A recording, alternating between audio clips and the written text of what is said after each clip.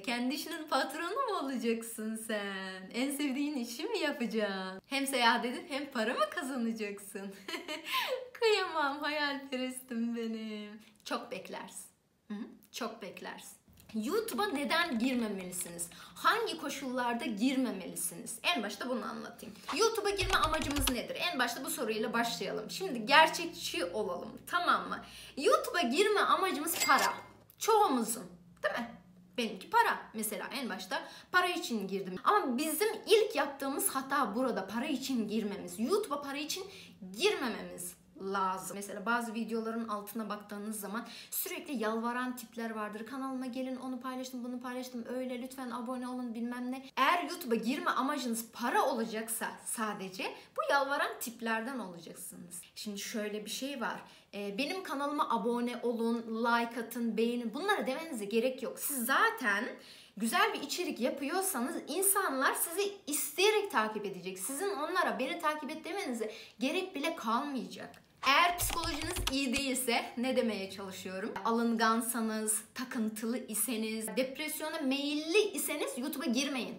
Şimdi bu tarafta toz pembiş kısmını görüyorsunuz ya. Ay işte para kazandım, bilmem ne yaptım. O para kazanmanın altında neler var biliyor musunuz? Siz mesela iyi bir şey yapmaya çalışıyorsunuz ama burada yani hunharca eleştirerek hakaret edenler var. Ben şöyle şeyler hatırlıyorum. Kalbim sıkışıyordu, tamam mı? Nefes alamıyordum. Böyle günlerce nefes alamadığım zamanlar oluyor. Evet, o yüzden bunu bilmeniz lazım. YouTube'a giriyorsanız bunları göz önünde bulundurmanız lazım. YouTube'da bir sürü psikopat kaynıyor. Bu ruh emicilerle baş edemiyorsa YouTube'a girme. Şimdi şöyle bir şey var. YouTube'a girin, ek işiniz olsun diyorlar ya. Eğer okuyorsanız, çalışıyorsanız girmeyin YouTube'a. YouTube'un altında inanılmaz şeyler var, inanılmaz zahmetler var. Örneğin mesela bir kanal kurmak, başlı başına bir iş. Yani YouTube'a girdiniz, kanal açmanız gerekiyor. O kanal ayarları. Yani nefesim daraldı ya. Editlemek için bir sürü şey öğrenmeniz gerekiyor. Bunun sesi var, ondan sonra kırpması var, biçmesi var, yapıştırması var, bir şeyleri alıp eklemek var, altyazısı var vesairesi, cartı curtu. Oh! YouTube'a girmek böyle hadi gireyim de para kazanayım şeklinde değil. Onun altında bir sürü öğrenmeniz gereken şeyler var.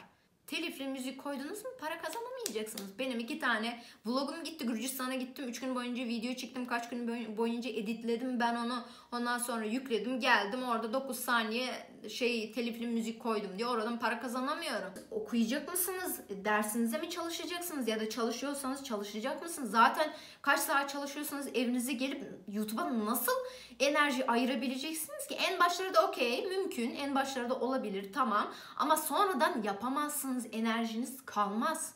İkisi bir arada mümkün değil.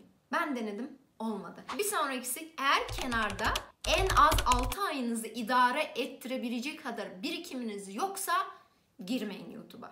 Birikiminiz yoksa kenarda açsanız demek ev kiranızı nasıl ödeyeceksiniz, faturanızı nasıl ödeyeceksiniz, diğer yeme içme vesaire onları nasıl karşılayacaksınız? Bunları karşılayamazsanız YouTube'u yapamayacaksınız. Mümkün değil.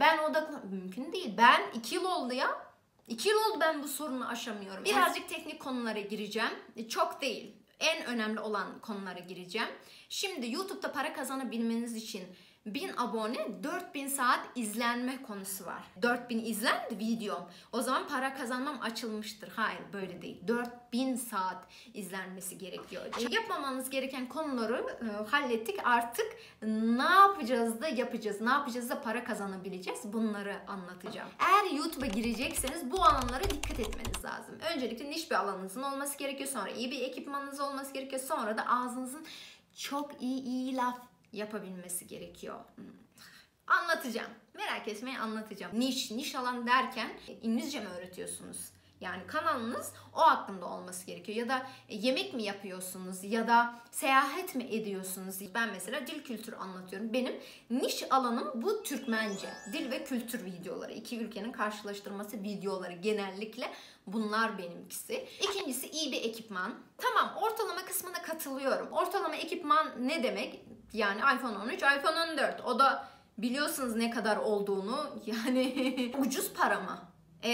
Tamam, telefonunuz oldu diyelim. Mikrofon ya dandik mikrofon değil, tamam mı? Artık teknoloji öyle gelişti ki insanlar sizin dandik mikrofonla çektiğiniz cızırtılı sesli videonuz neden izlesin ki? O tarafta çok iyi sesi gelen, akan bir video varken bunu gelip neden izlesinler ki? Işık, yani güneş ışığı da yeter.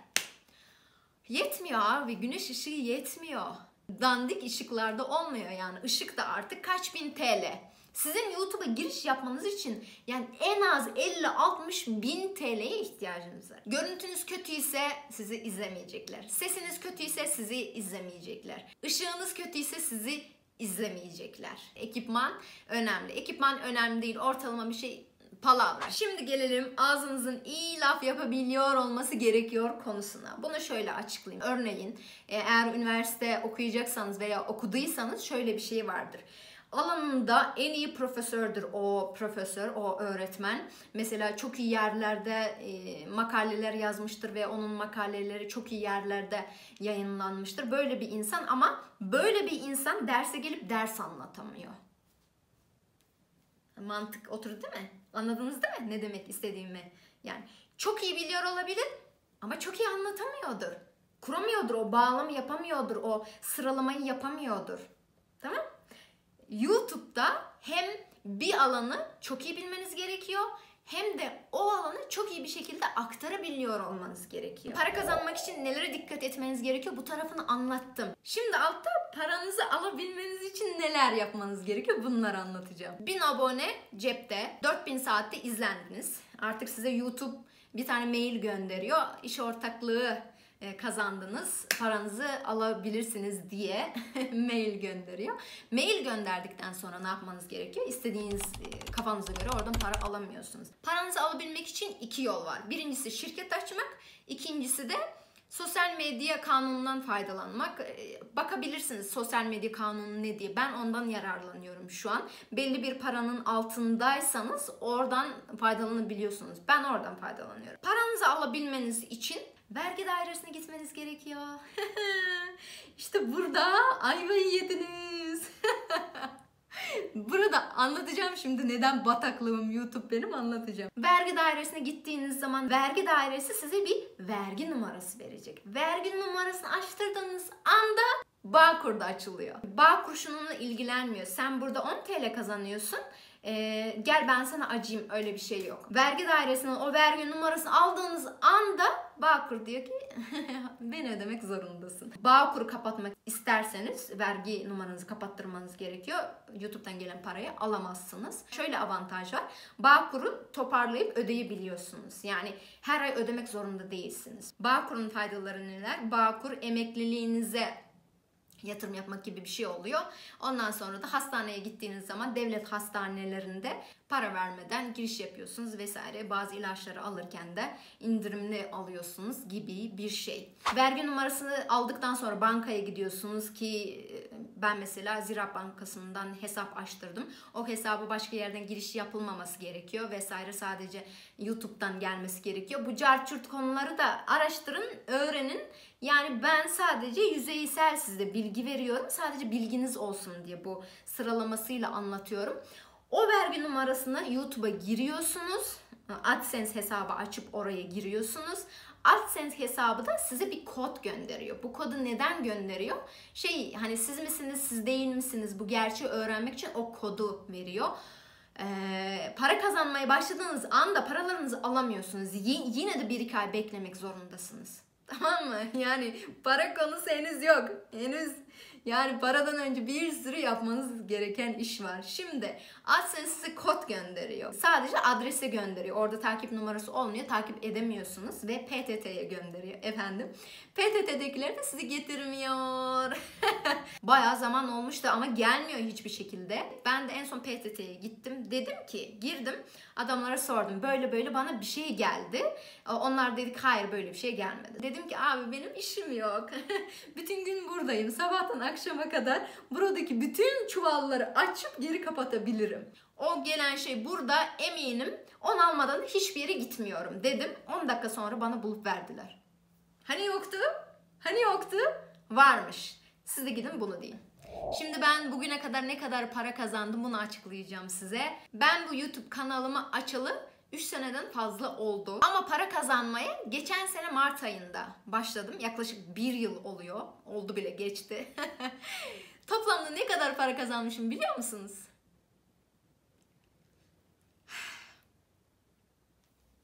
Bu kadar. Yani şu anki asgari ücret bu kadar. Benim kazandığım para bu kadar. Gerçekler bunlar. Görebiliyorsunuz değil mi? Şu rakamlar görebiliyorsunuz değil mi? He? Gerçekler bunlar. YouTube'da para var. Nerede? Nerede? Şimdi istikrarlı olacaksın, bilmem ne olacaksın. Hayır arkadaş, karnın tok olacak. Tamam mı? Burada sen buraya odaklanman lazım sadece. Burada başka bir konular varsa buraya odaklanamazsın, para kazanamazsın. Sonra ne olacak biliyor musunuz? Ben mesela kendime söz vermişim ya, bir gün para kazanacağım, kendi işimi yapacağım, onu yapacağım, bunu yapacağım. Bir sürü kendimi hayallerle boğmuşum. Burada hayal etmişim, kendi kendime söz vermişim. Artık ne yapamıyorum biliyor musunuz? Bu işin içinden çıkamıyorum. Çünkü bir gün para kazanabilme umuduyla, bir gün burada yükselebilme umuduyla ben ne yapıyorum? Burada kısır döngünün içindeyim sürekli. Tamam mı? Bu tarafta karnım doymuyor. Bu tarafta bunu yapamıyorum. Ondan sonra kendimi gerizekalının teki, bilmem sen başarısızsın, bilmem sen iradesizsin diye kendi kendimi yiyip bitiriyorum. İşte bu yüzden girmemeniz gerekiyor. Gelelim kendi işimin patronu olacağım kısmına. Asıl psikolojik konuya gelelim. Asıl bizim gözden kaçırdığımız konuya gelelim. Burada hem patron benim hem çalışan benim. Geriye baktığım zaman ben gaddar bir patron olmuşum. Nasıl yapmışım bunu biliyor musunuz? Örneğin ben şu kadar kapasitem var o işi yapabilmek için. Ben kendime bu kadar kapasite yüklemişim. İşte gaddar patron dememin nedeni burası. Çok fazla iş yükü yüklemişim kendime. O yüzden yapamamışım. Yapmalısın, etmelisin, yapmak zorundasın, onu yap, bunu yap, bilmem ne. Ne oldu biliyor musunuz? Günün sonunda hiçbir şey yapamaz hale geldim. Yataktan kalkamaz hale geldim. Ne olur. Siz olun, gaddar patron olmayın. Yapabileceğinizin üzerinde fazla şey kendinize yüklemeyin. Tamam? Ayrıca kendi işimin patronu zannediyorsunuz ya, aslında siz patron değilsiniz burada. YouTube patron. YouTube'da gaddar bir patron aslında. Sürekli video yüklemeniz gerekiyor. Sürekli bir şekilde, istikrarlı bir şekilde, planlı bir şekilde video yüklemeniz gerekiyor. Sadece planlı bir şekilde yükleme yetmeniz yeterli değil. İyi ekipmanlar kullanmanız gerekiyor. İyi bir görüntü. Ondan sonra ağzınızın iyi laf yapabilip artık kancalama, hook diyorlar ya, araştırabilirsiniz. Hook teknikleri nedir? Hook nedir? Kancalama teknikleri nelerdir? Bunları araştırabilirsiniz. Ben size anahtar kelimeleri vereyim buradan. Evet, bunlar da önemli. Tabii ki de disiplin önemli. Tabii ki de istikrar önemli. Ama her şey YouTube değil ya. Ama her şey para değil ya. Bazen böyle kenara çekilip sürekli kendinizi yüklenmek yerine canım kendim diye böyle kendinize sarılmanız da gerekli. Ay, duygusallaşmak istemiyorum. Ne olur dikkat edin, burayı kendinize bataklık yapmayın. Tamam, ben başarısız oldum bugüne kadar ama bundan sonrasında eskiden yaptığım hataları yapmamaya çalışarak devam edeceğim. Bakalım bir yerlere gelebilecek miyim? Eğer gelemezsem maalesef bırakacağım YouTube'u, çalışma hayatına geçeceğim. Eğer bu videom size faydalı olduysa ne yapmanız gerektiğini biliyorsunuz. Seyretmeyin ya. Hadi güle güle.